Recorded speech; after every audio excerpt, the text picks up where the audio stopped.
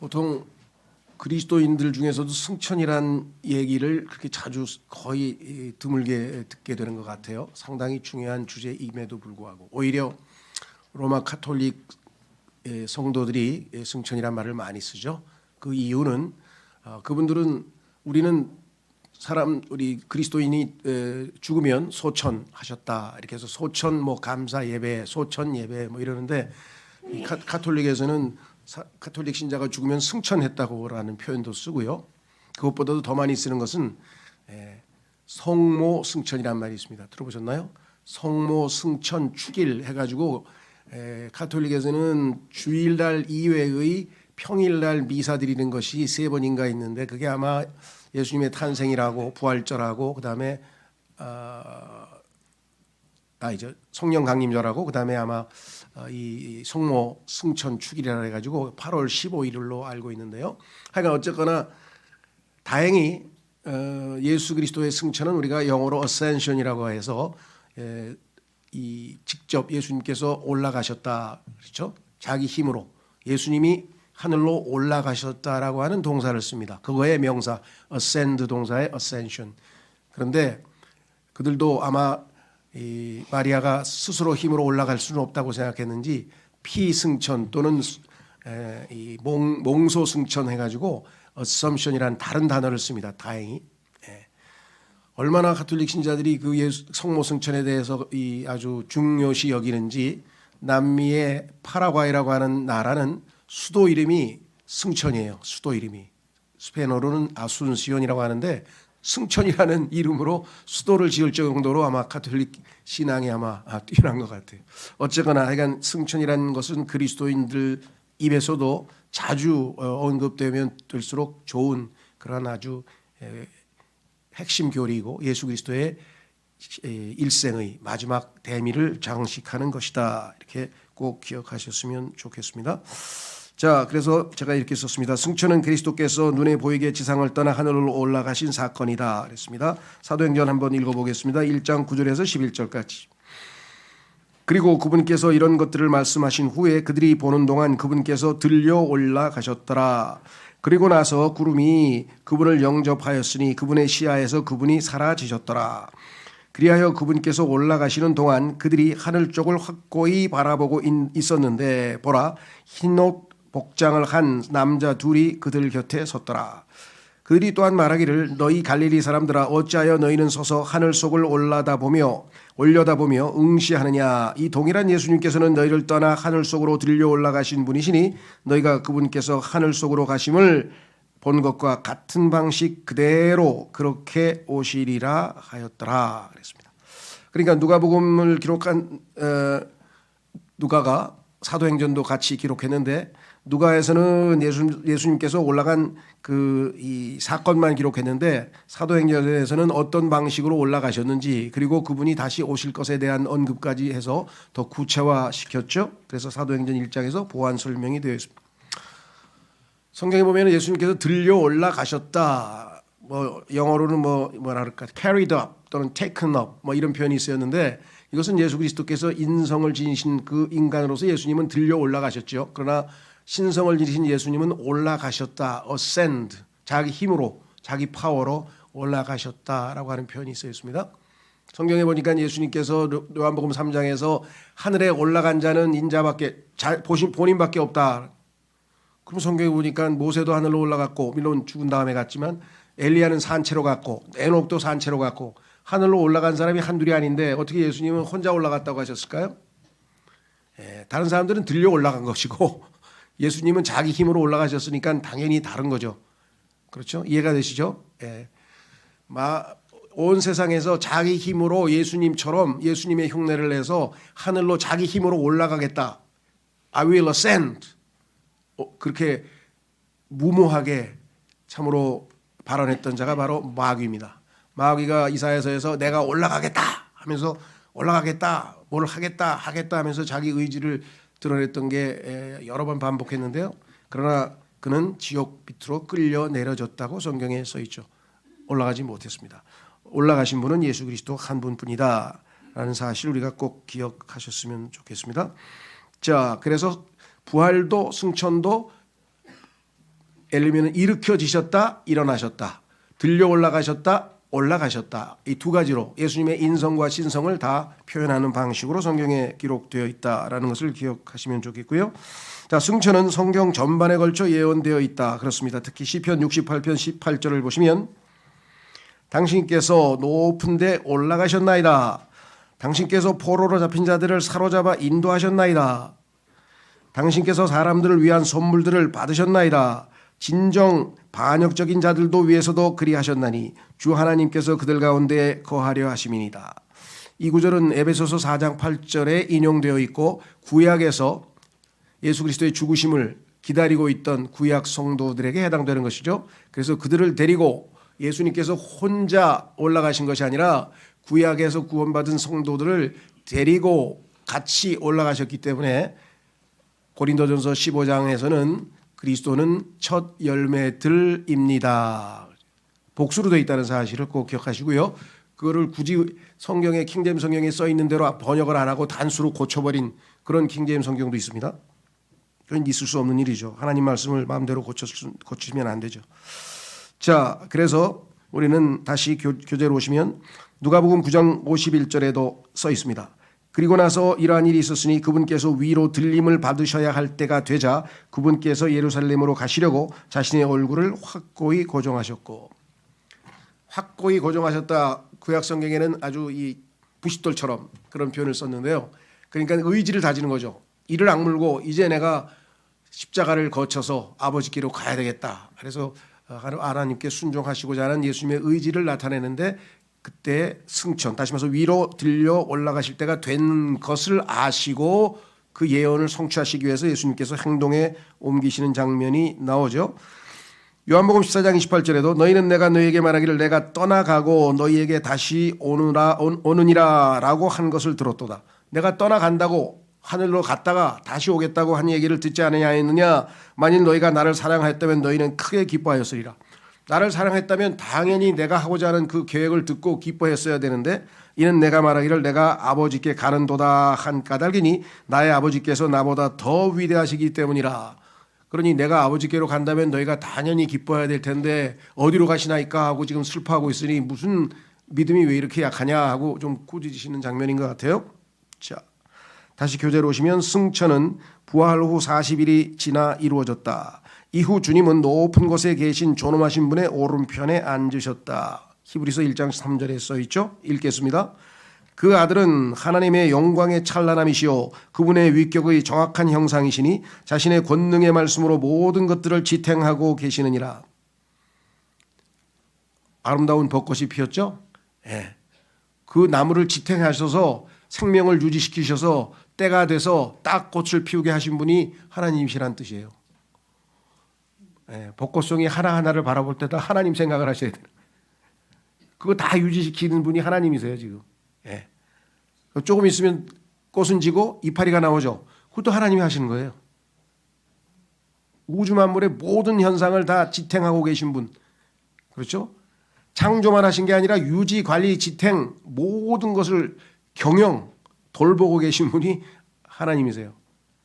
그렇죠? 욥기에 보면은 짐승들 먹이까지도 다 염려하시는 분이시라고 성경에 써 있습니다. 자, 그래서 우리는 그분께서는 자신을 통하여 우리의 죄들을 깨끗하게 하셨고 높이 계시는 존엄하신 분의 오른편에 앉으셨도다. 구속 사역이 완료되었어요. 완성되었어요. 그래서 앉으셨어요. 왜? 아시다시피 제사장들은 성소 안에는 의자가 없습니다. 왜? 일이 안 맞춰져. 계속해서 반복 죄 지면 또 제물 드리고 죄 지면 속죄원물 드리고 계속해서 반복하시죠. 예수님은 구속사역을 완성하셨기 때문에 대제사장이신 예수님께서는 하나님 우편에 앉으신 거예요. 왜? 더 이상 구속을 위해서는 할 일이 없어요. 그렇게 해서 완성하셨는데 왜 다시 구원을 이루려고 노력하려고 그러고 뭘 다시 해보려고 하는 그런 노력이 필요한가요? 행위는 우리에게는 더 이상 필요 없습니다. 자, 그래서 빌립보서의 2장에 나오는 그 구원을 이루라고 하는 그 표현을 우리는 나타내라 또는 뭐 드러내라 이렇게 번역을 하게 될 수밖에 없는 거죠. 그걸 이루어내라 그러면 꼭 마치 우리 힘으로 구원을 이루어내라는 것처럼 오해할 수 있죠. 자, 그래서 우리는 다시 돌아오셔서 승천은 그리스도의 제가 한마디 뺐네요. 현재를 좀 집어넣어 주세요. 현재 상태. 지금 현재 상태가 예수님의 승천이죠. 현재 상태를 나타내는 가장 중요한 교리 중 하나이다 그랬습니다. 요한복음 20장에 보면은요. 한번 찾아볼게요. 요한복음 20장 16, 17절. 요한복음 20장 16, 17절.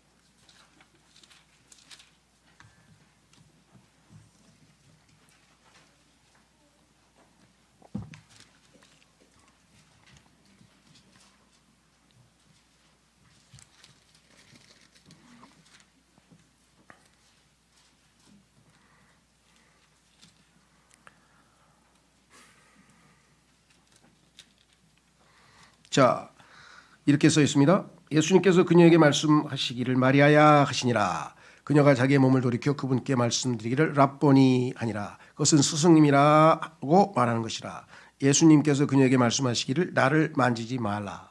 부활하신 예수님이 너무나 반가워서 예수님을 붙잡으려고 하니까 만지지 말라 그랬어요. 손대지 말라. 왜? 이는 내가 아직 나의 아버지께 올라가지 아니하였기 때문이라. 부활하신 예수님은 그 거룩한 자체를 하나님께 먼저 다 완전히 사역을 끝마쳤음을 보고 드려야 되겠죠. 그러나 나의 형제들에게 가서 그들에게 내가 나의 아버지이신 너희 아버지께로 또 나의 하나님이신 너희 하나님께로 올라가노라 하고 말하라 하시니라.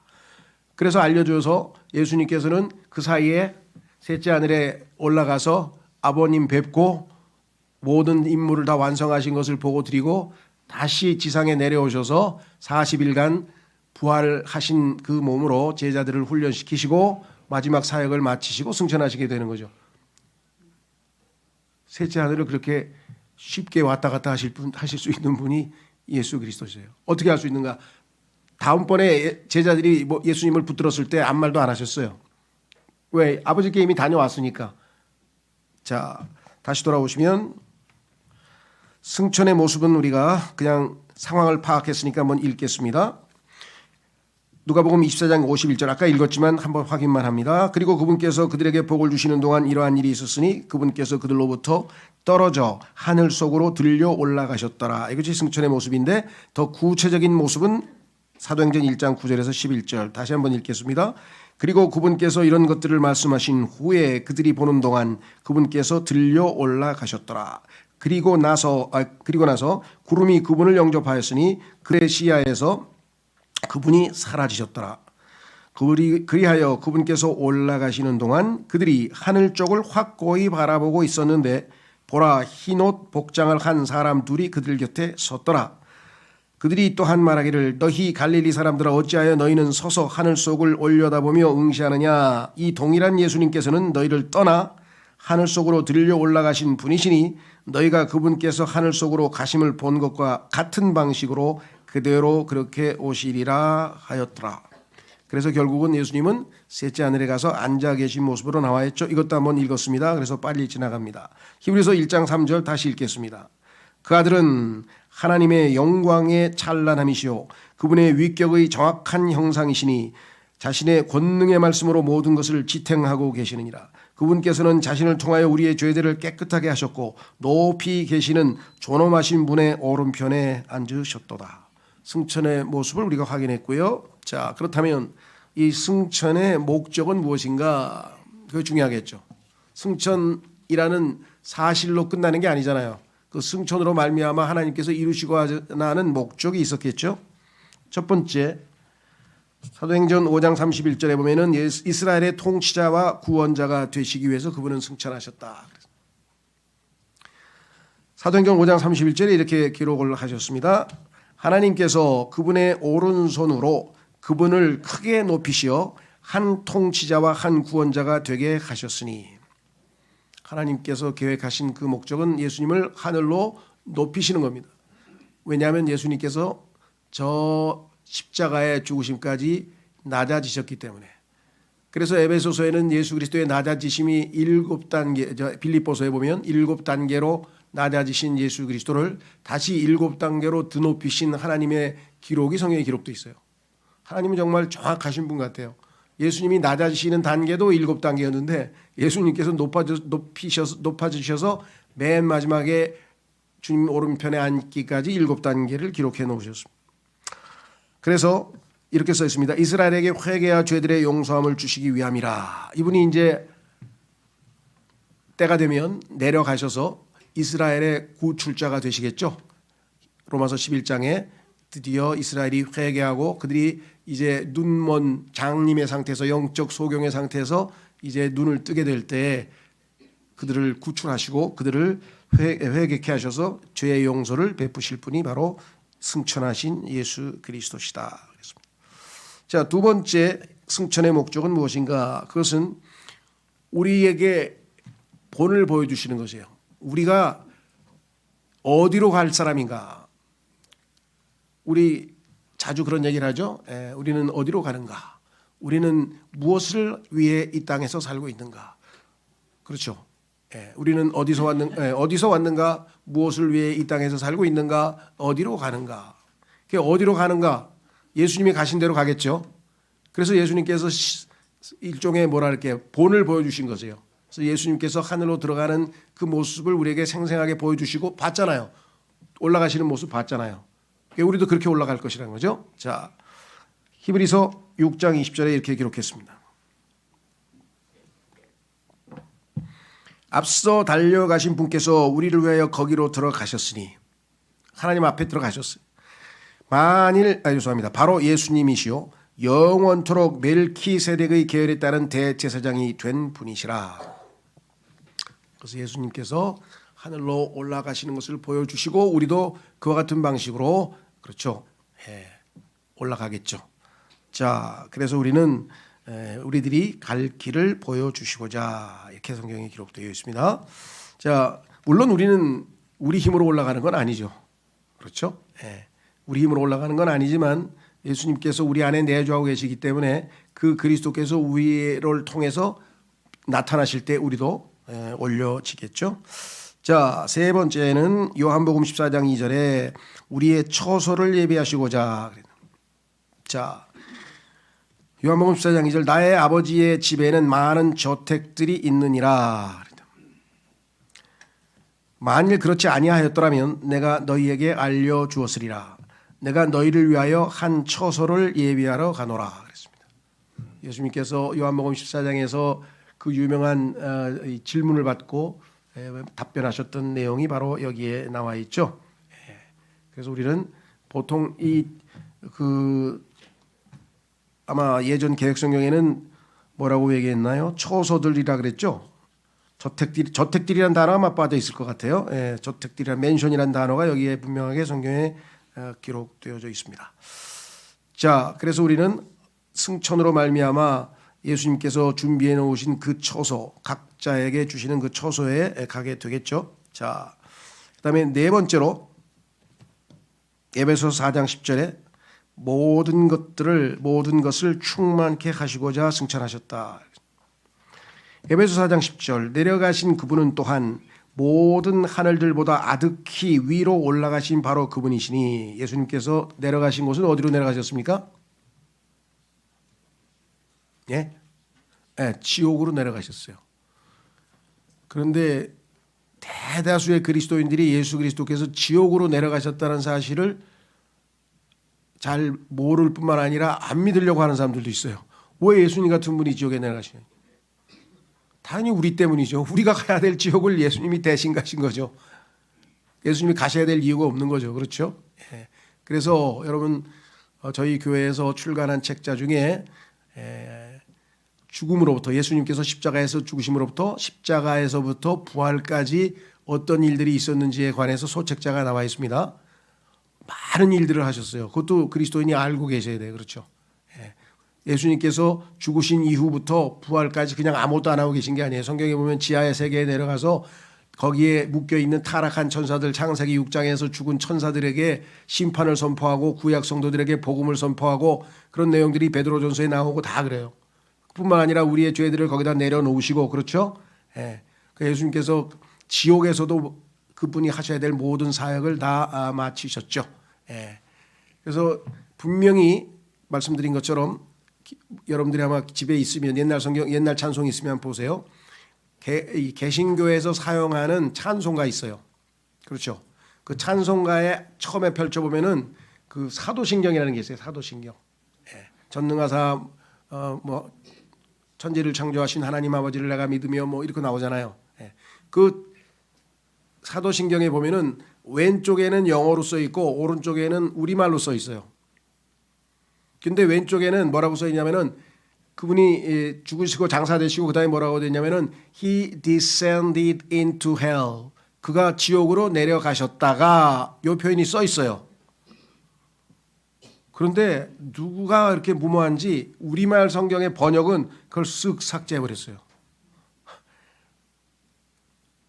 아마도 그걸 믿기가 싫은 건지 난 이해가 안 가요. 왜 왼쪽에다 영어는 왜 써놨어? 있다는 걸 보여주기 위해서 그랬나? 하여간 그만큼 예수 그리스도께서 여기 분명하게 에베소 4장 10절에 내려가신 그분은 또한 이렇게 내려가셨다는 얘기가 분명히 기록되어 있죠. 모든 하늘들보다 아득히 위로 올라가신 바로 그분이시니 그분께서 모든 것들을 가득 채우려 하심이라. 우리 옛날에는 보통 이거를 한문으로 충만하게 이런 표현을 쓰는데 가득 채우려 하심이라. 이 지구상에 뭐가 텅 비어 있는지 잘 모르겠어요. 우리의 마음이 허전한지 아니면 이 땅에 사랑이 부족한지 뭔가 하여간 부족한 것들을 충만하게 채우시려고 그분은 위로 올라가셨다라고 성경에 분명하게 기록되어져 있죠. 사실은 그뿐이 아니고 성경에 보면은 예수님께서 올라가신 목적이 더 많아요. 근데 저희 여기서 우리가 다 소개하려고 하는 건 아니고요. 그 중에서 한 가지 예수님께서 우리를 데리고 올라가셨죠. 그래서 지금 우리가 셋째 하늘에 예수님과 함께 앉아 있다고 성경에 써 있어요. 그러니까 여러분들은 신비한 존재예요. 구로동에만 앉아 있는 게 아니고 셋째 하늘에 지금 앉아 계신다고. 에베소서 2장 6절 보겠습니다. 에베소서 2장 6절.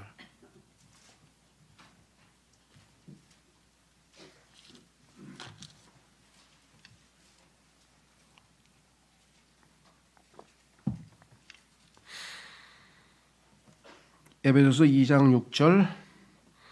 그리고 우리를 함께 일으키셨으며 우리가 영적 부활, 죽은 우리가 영적으로 죽어 있다가 부활했죠. 살았죠. 우리를 그리스도 예수 안에서, 이게 중요하죠. 그리스도 예수 안에서 그분과 함께 셋째 하늘로 올라갔죠. 그래서 어떻게 해요? 하늘의 처소들에 함께 앉히셨느니라.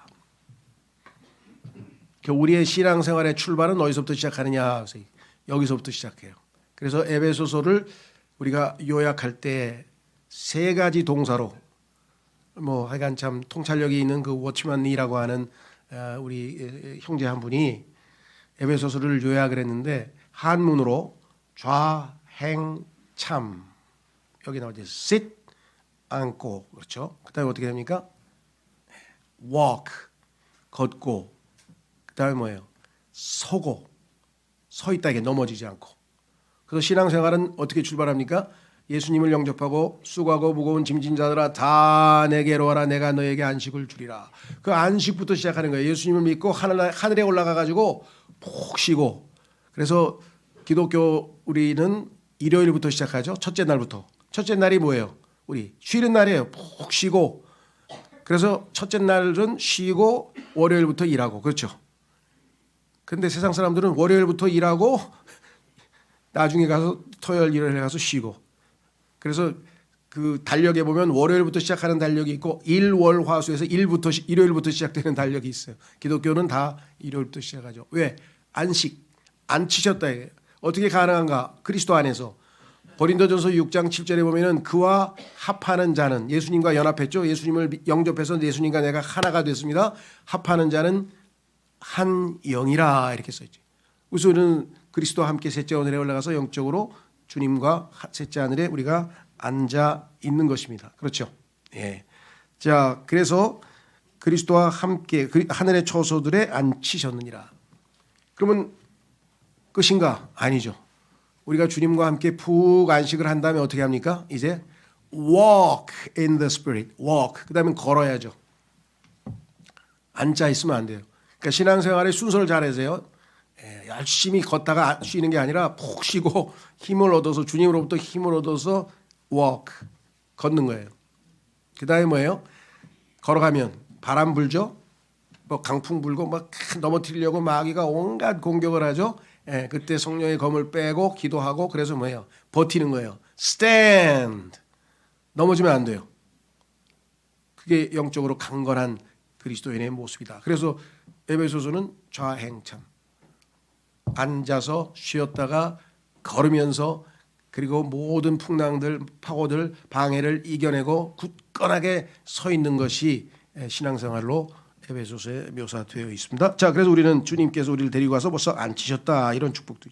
자, 그러면 승천의 결과를 한번 보겠습니다.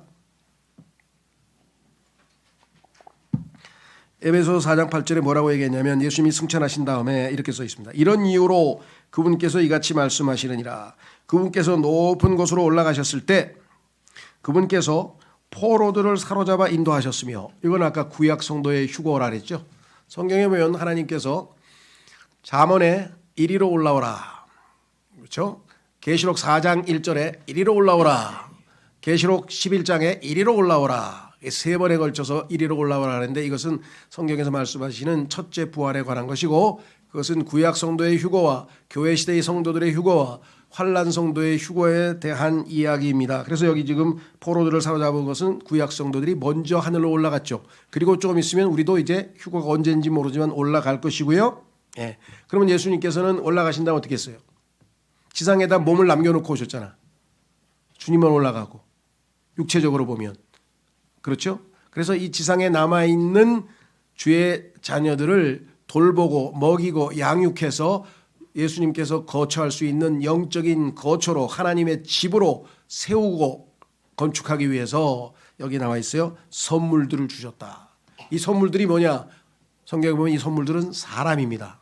그래서 사도, 예언자, 그 다음에 복음전도자, 목양자들과 가르치는 자들, 이렇게 성경에 써 있어요. 그래서 지금 이 교회가 이렇게 이 땅에 수없이 많은 교회들이, 지역 교회들이 세워져서 주께서 이 모든 일들을 주관하고 계신 것이죠. 자, 그래서 주님의 방식은 뭐냐? 주님의 몸된 교회에 선물들을 보내셔서 선물들을 통해서 주의 일을 이루셨다. 두 번째, 성령을 보내셨죠. 왜? 가셔야 성령을 주신다고 성경에 써 있죠. 자, 사도행전 2장 33절, 사도행전 2장 33절. 그러므로 하나님의 오른손에 의하여 크게 높아지시고 높이 올라가셨죠. 아버지에게서 성령님의 약속을 받으신 그분께서 이것을 흘려보내셨으니 너희가 지금 보고 듣고 있는 것이라. 성령 강림의 역사도 승천의 결과라고 성경에 분명하게 나왔죠. 자, 그 다음에 세 번째 구속사역이 완성됨을 확증하심. 이거 아주 중요합니다. 아까 읽었던 히브리서 1장 3절을 다시 한번 봅니다. 거기에 뭐라고 써 있나 보세요. 그 아들은 예수님을 소개합니다.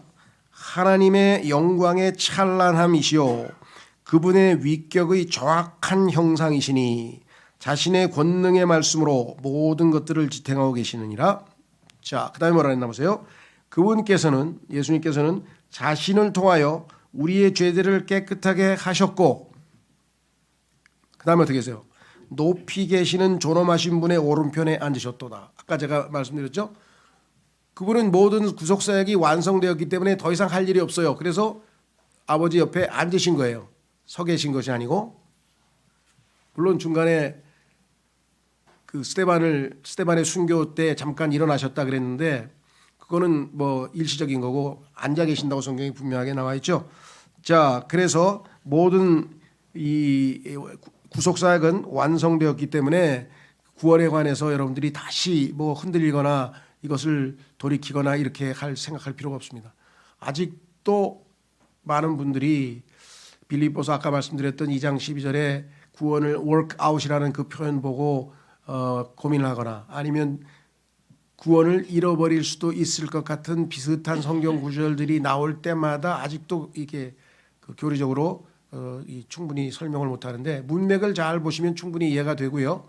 예. 그다음에 세대적으로 시대적으로 잘 구분하시면 전혀 구원과 보상은 다르다고 하는 것을 확인해 볼 수가 있습니다. 자, 네 번째, 은혜의 왕좌에 나아갈 수 있음. 이건 얼마나 감사합니까? 그분이 하늘에 은혜의 보좌를 펼쳐놨기 때문에 우리가 언제든지 그 앞에 나아가서 우리의 마음속에 있는 것을 다 구할 수가 있는 것이겠죠. 히브리서 4장 14절에서부터 16절까지 받들어 읽겠습니다. 그런즉 우리에게 위대하신 한 대제사장 곧 하늘들 속으로 넘어가신 하나님의 아들 예수님께서 계심을 알고 있으므로 우리가 우리의 신앙 고백을 굳게 붙들자. 하늘에 계신 우리 주님이 계시지 않느냐. 이는 우리에게 계신 한 대제사장은 우리의 연약함들을 공감하지 못하는 분이 아니시기 때문이라. 오히려 모든 점들에서 우리가 그러한 것처럼 시험을 받으셨으나 그럼에도 죄는 없는 분이시라. 그러므로 우리가 담대하게 은혜의 보좌로 나아가자. 이는 우리가 자비를 얻어내고 필요한 때에 도우시는 은혜를 발견하고자 함이라. 그분은 셋째 하늘에 여기에 나와 있는 것처럼 은혜의 보좌를 마련하고 언제든지 우리가 그분 앞에 나올 수 있는 길을 열어 놓으셨죠. 예. 자, 그래서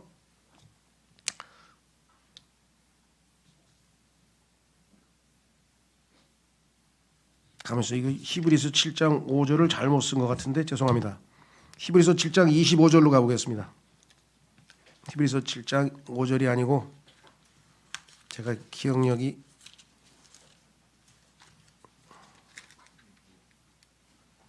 예 맞습니다. 왜 5절로 썼을까요 제가? 히브리서 7장 25절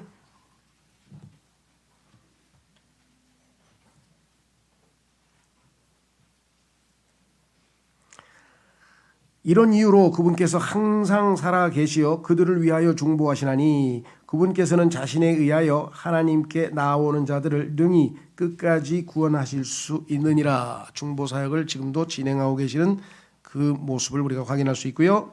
10장 22절로 가시면은 그러기에 그분에게로 언제든지 나아가자.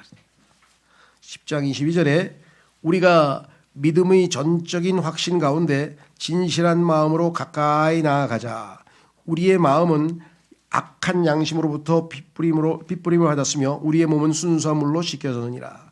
그래서 대제사장 되시는 예수 그리스도 앞으로 나아갈 수 있는 것은 그분께서 승천하셔서 대제사장 직분을 지금 현재 수행하고 계시기 때문이죠.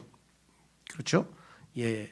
자, 그래서 우리는 이 로마서 5장에도 이 문제에 대해서 간결하게 언급을 해놨어요. 로마서 5장로 한번 가보겠습니다. 로마서 5장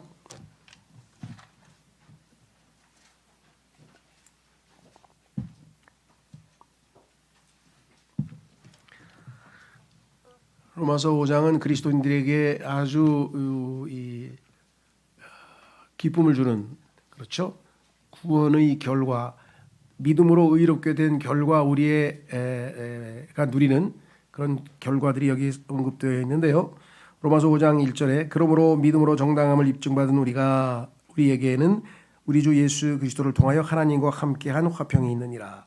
또한 우리가 그분으로 말미암아 서 있는 이 은혜의 안에 아까 은혜의 보좌라 그랬죠? 은혜의 보좌. 그래서 필요한 때에 도우시는 은혜를 얻는다 그랬죠? 이 은혜 안에 믿음으로 들어감을 얻으며 언제든지 우리가 믿음으로 이 은혜 안에 들어갈 수 있습니다. 하나님의 영광의 소망을 크게 기뻐하느니라. 그래서 우리는 은혜의 보좌 앞에 나아갈 수 있는 그런 것을 특권을 얻게 되었다 그랬습니다. 자, 마지막으로 다섯 번째 예수님께서 승천하신 결과 어떠한 일이 벌어졌는가? 그것은 바로 온 우주의 모든 존재들, 특히 영적인 존재들이 그분을 경배하고 그분에게 복종할 수밖에 없다. 왜? 최고 지위에 올랐잖아요. 그렇죠? 예. 그래서 우리도 최고 통치자, 국군 통수권자라 그러죠. 최고 통치자가 되면 국군 통수권자가 돼서 국군의 날 같은데 보면은 이 사열 분열하면서 통수권자에게 경의를 표하고 이렇게 격려하고 하는 거잖아요. 예, 예수님께서도 바로 그와 같은 일종의 뭐라 그럴까요? 우주의 최고 통치자로 예수 그리스도께서 등극하신 것을 기념하는 일종의 대관식이 벌어지는 거예요. 대관식.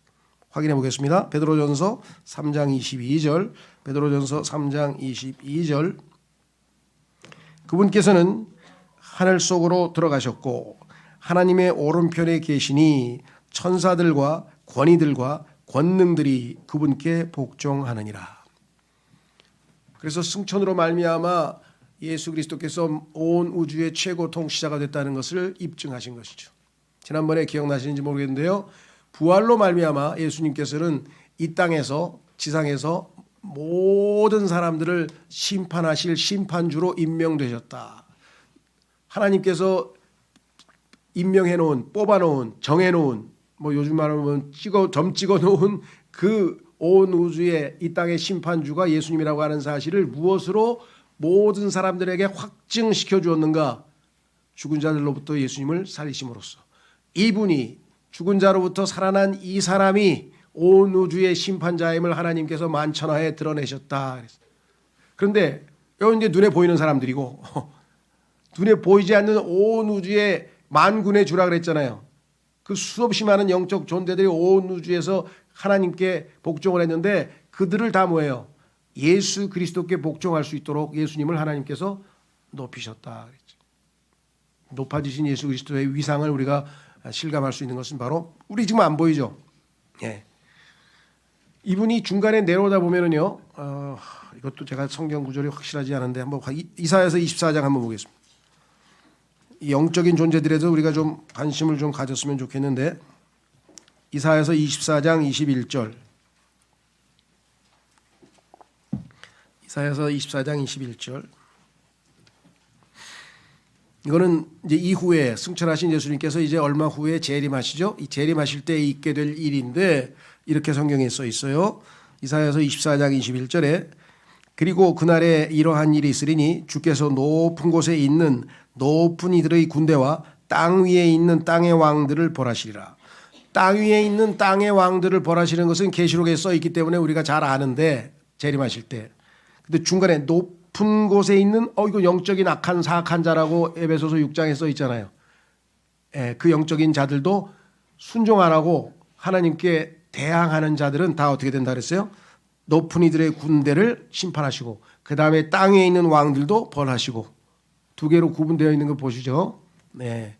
그래서 여기 순종한다 그랬는데 순종 안 한 자들도 있어요. 여기 보면은 승천하신 예수님께 당연히 순종하고 복종해야 되는데 영적인 존재들이. 자, 마무리 짓겠습니다. 결론을 이렇게 지었습니다. 위대한 신비인 성육신으로 시작된 주님의 생애는 영광 속으로 올려져서 영접을 받으시는 승천으로 마무리됩니다. 할렐루야. 자, 디모데전서 3장 16절로 가면은 이거는 정말 성령님께서 기록하지 않고는 예수 그리스도의 생애를 이렇게 짧게 한 구절로 요약할 수가 있을까 싶을 정도의, 그렇죠? 사도행전 10장에도 나오지만 39절에도 한 구절로 한 절로 예수님의 생애를 정리했어요. 뭐라고 되어 있나 보십시오. 디모데전서 3장 16절 또한 경건의 신비는 논란의 여지 없이 위대하도다. 하나님께서는 육체로 명백하게 나타나셨고 성육신 성령 안에서 정당함을 입증받으셨으며 칭의 전사들에게 보이셨고 이때 칭의는요 죄가 있는데 의롭다고 칭하는 게 아니라 예수님이 의롭다는 사실이 입증됐다는 것이죠. 33년 반 동안 성령께서 지켜보셨는데 단 한 번도 율법을 어긴 적이 없고 단 한 번도 하나님께 거역한 적이 없다는 것이 입증되었다 그런 뜻입니다. 천사들에게 보이셨고 우리는 이런 것 잘 몰랐죠. 근데 천사들이 예수님을 지켜보고 이분이야말로 만주의 주 심판주가 되실 분이 분명하구나. 왜? 단 한 번도 죄를 짓지 않아야 해서 하나님께서 그를 일으켜 살리셨기 때문에 그렇죠. 이방인들에게 선포되셨으며 그래서 아무런 하나님과 상관이 없는 그 이교도들 그 이방인들에게도 이제 유대인들에게 자극을 줘서 그들을 회개시키기 위해서 기회를 주셨죠. 이방인들에게도 드디어 복음이 선포됐고 세상 속에서 믿어지셨고 이 땅에서 이 세상 속에서 하나님께서 세상을 이처럼 사랑하신 그 세상 중에서 예수 그리스도를 믿은 사람들이 생겨났다는 것이에요. 그게 지금 이 증거가 여러분과 저 아니겠어요? 세상 속에서 이 세상 속에서 성경에서 세상은 뭡니까? 이 악한 현 세상이잖아요. 그런데도 이 세상 속에서 하나님의 그 십자가의 사랑을 받아들여서 그분을 믿은 자들이 이렇게 생겨났다는 거죠. 그 다음에 뭐라 그랬어요? 영광 속으로 들리어 영접받으셨도다. 그래서 승천은 예수 그리스도의 생애의 마지막 대말미를 장식하는 위대한 사건이기 때문에 우리가 좀 더 기억했으면 좋겠습니다. 오늘 이 시간 우리가 주의 만찬을 통해서 승천하신 주님을 기억하는 시간이 되겠습니다.